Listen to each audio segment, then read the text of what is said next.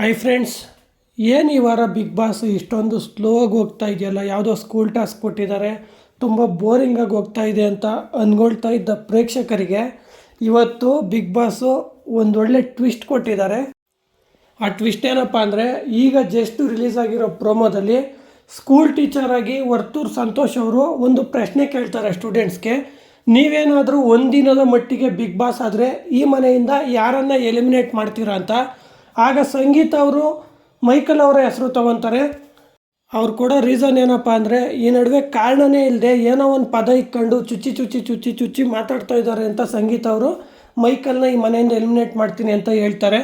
Next Pratap ಅವರು ಮೈಕಲ್ನ eliminate ಮಾಡ್ತೀನಿ ಅಂತ ಹೇಳ್ತಾರೆ. ಅವ್ರು ಕೊಡೋ ರೀಸನ್ ಏನಪ್ಪ ಅಂದರೆ, ನಾನು ಟಾಸ್ಕಲ್ಲಿ ಚೆನ್ನಾಗಿ ಆಡಬೇಕಾದ್ರೆ ಇಲ್ಲದೆ ಇರೋದನ್ನ ಒಬ್ಬರು ತಲೆಯಲ್ಲಿ ಇಡೋದಕ್ಕೆ ಟ್ರೈ ಮಾಡ್ತಾರೆ ಅಂತ ಪ್ರತಾಪ್ ಅವರು ಮೈಕಲ್ನ ಎಲಿಮಿನೇಟ್ ಮಾಡ್ತೀನಿ ಅಂತ ಹೇಳ್ತಾರೆ. ನೆಕ್ಸ್ಟು ಮೈಕಲ್ ಅವರು ಪ್ರತಾಪ್ ಅವ್ರನ್ನ ಎಲಿಮಿನೇಟ್ ಮಾಡ್ತೀನಿ ಅಂತ ಹೇಳ್ತಾರೆ. ಅವ್ರು ಕೊಡೋ ರೀಸನ್ ಏನಪ್ಪ ಅಂದರೆ, ಪ್ರತಾಪ್ ಅವರು ಈ ಮನೆಯಲ್ಲಿ ಸಿಂಪತ್ತಿ ಮೇಲೆ ಸೇಫ್ ಆಗ್ತಾ ಬರ್ತಾ ಇದ್ದಾರೆ, ಅವ್ರದ್ದು ಅಂತ ಒಂದು ಪರ್ಸ್ನಾಲಿಟಿ ಇಲ್ಲ ಅಂತ ಹೇಳ್ತಾರೆ.